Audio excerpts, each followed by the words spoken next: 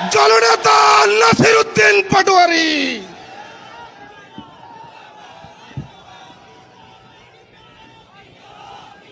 আসসালামু আলাইকুম ওয়া রাহমাতুল্লাহ। বিসমিল্লাহির রহমানির রহিম।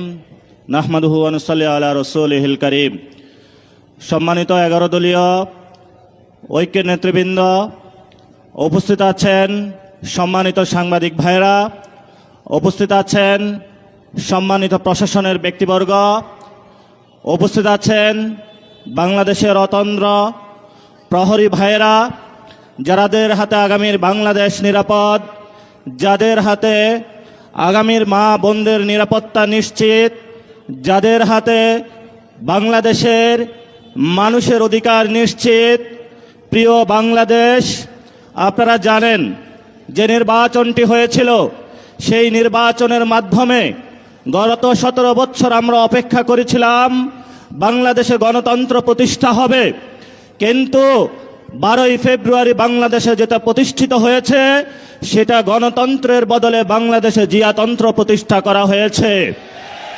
তারা আমাদের ব্যাংকগুলো দখল করেছে, তারা পার্লামেন্ট দখল করেছে, তারা বিভিন্ন জায়গায় দুদক দখল করেছে, সন্ত্রাসী কায়দায় 11 দলীয় জোটের যারা নেতৃবৃন্দ তাদের বাসায় হামলা চালাচ্ছে। জনগণের যে অধিকার রয়েছে, যেই ভিত্তিতে জনগণ ভোট দিয়েছিল, জনগণের হাতে এখন বালতি ধরিয়ে দিয়েছে, রাস্তায় সিরিয়াল ধরিয়ে দিয়েছে। আমরা যেখানে নিশ্চিত চেয়েছিলাম বাংলাদেশের মানুষ, ব্যবসায়ীরা নিরাপদ থাকবে, আজকে একজন ব্যবসায়ী আমাকে বলছেন 6টার পরে হলে দোকানে কাস্টমার আসে, 6টার পরে হলো সরকার আমার দোকান বন্ধ করে দিয়েছে। পেট্রোল পাম্পের সামনে গিয়েছি, একজন পাঠা উবার চালক আমাকে বলছেন আমি বাইক চালিয়ে হলো টাকা ইনকাম করে আমার সেই গ্রামে বাচ্চাকে পাঠিয়ে থাকি, সারাদিন সিরিয়াল ধরে থাকি, যখন পেট্রোল পাম্পের সামনে যাই বলা হয় যে তেল নাই, আবার সন্ধ্যায় সিরিয়াল ধরি, আবার বলে তেল নাই। তাহলে আমি সংসারটা চালাবো কিভাবে? বাংলাদেশের সাংবিধানিক যে প্রতিষ্ঠানগুলো রয়েছে, সেই সাংবিধানিক প্রতিষ্ঠানগুলোকে আমরা যখন একটি নতুন বাংলাদেশে সংস্কার নিশ্চিত করতে চেয়েছিলাম, দুদকে সংস্কার নিশ্চিত করতে চেয়েছিলাম, বিচারালয়ে সংস্কার নিশ্চিত করতে চেয়েছিলাম, পুলিশ প্রশাসনের সংস্কার নিশ্চিত করতে চেয়েছিলাম, সাংবাদিক ভাইদের সংস্কার নিশ্চিত করতে চেয়েছিলাম, ব্যবসায়ী ভাইদের সংস্কার নিশ্চিত করতে চেয়েছিলাম, ব্যাংকিং খাতে সংস্কার নিশ্চিত করতে চেয়েছিলাম, সেখানে হলো মাননীয় প্রধানমন্ত্রী তার চিরচারিত অভ্যাস হাওয়া বোবেনের ভাই বারাদেরকে নিয়ে এসেছে, কাউকে দুদুকে বসিয়েছে, কাউকে বাংলাদেশ ব্যাংকে বসিয়েছে, কাউকে বিচারালয়ে বসিয়েছে, কাউকে হলো পুলিশ প্রশাসনে বসিয়েছে, কাউকে হলো পার্লামেন্টে নিজে মুখ বন্ধ করে তাকে হলো তার গ্রিন কার্ড দিয়ে বলেছে তুমি যা ইচ্ছা বাংলাদেশের মানুষের সাথে গাদ্দারি করতে পারো, তোমাকে আমি গ্রিন কার্ড দিয়ে দিলাম। এই যদি হয় জিয়াউর রহমানের সন্তানের ভবিষ্যৎ, এই সন্তানের ভবিষ্যতের সাথে বাংলাদেশের ভবিষ্যৎ যাবে না, যাবে না, যাবে না।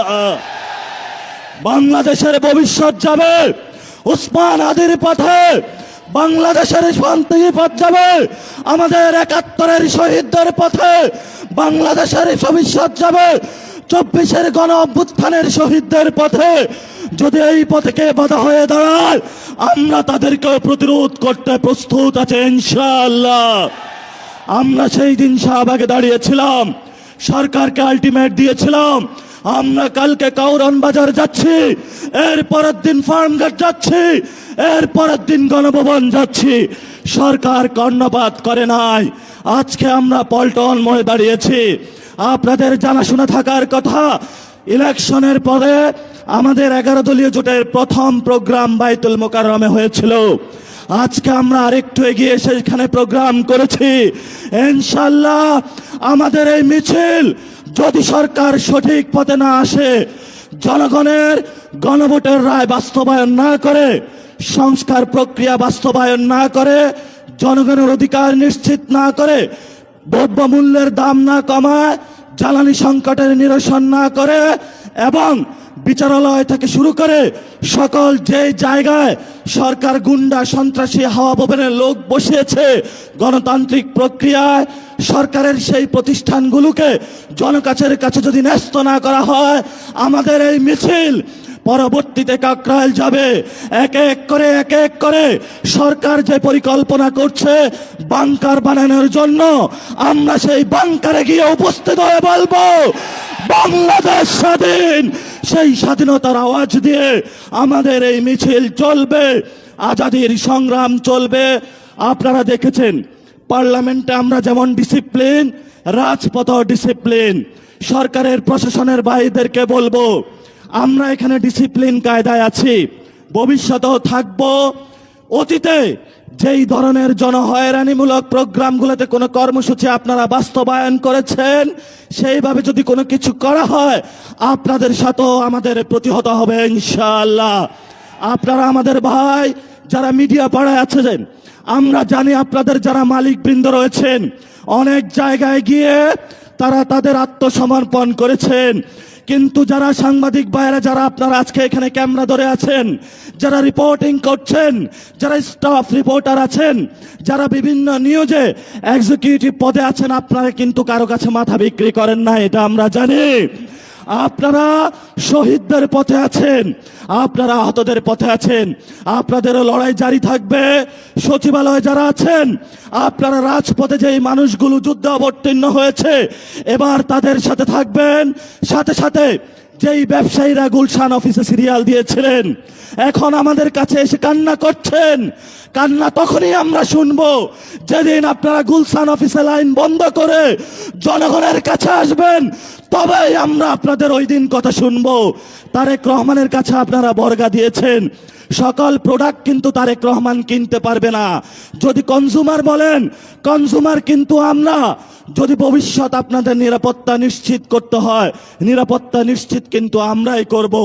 ভবিষ্যৎ বাংলাদেশের যে আজাদির সংগ্রাম, মুক্তির সংগ্রাম, গণতন্ত্রের সংগ্রাম, জিয়াতন্ত্র থেকে মুক্তির যে সংগ্রাম, জিয়া ফ্যামিলিকে বাংলাদেশ থেকে, বাংলাদেশের মানুষকে জিয়া ফ্যামিলি থেকে উদ্ধারের জন্য যে সংগ্রাম, সেই সংগ্রামের সবাই ঐক্যবদ্ধ হবেন, রাজপথে থাকবেন, লড়াই চলবে দুর্বার গতিতে।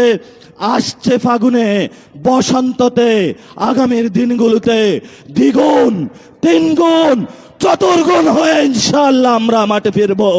সবাইকে আসসালাম। ইনকিলাব জিন্দাবাদ, আজাদি জিন্দাবাদ। মাশাআল্লাহ, আলহামদুলিল্লাহ, অত্যন্ত গুরুত্বপূর্ণ কথা বলেছেন, যে কথাগুলো প্রত্যেকটি মানুষ এবং প্রত্যেকটি মানুষের হৃদয়ে দুলা দিয়েছে। ধন্যবাদ। এবং আমিও আমার পক্ষ থেকে এই কথাই বলবো, জনগণের রায়, এই জনগণের রায়কে বাস্তবায়ন করা জনগণের ম্যান্ডেট প্রাপ্ত সরকারের দায়িত্ব। জাযাকাল্লাহ। আসসালামু আলাইকুম ওয়া রাহমাতুল্লাহ।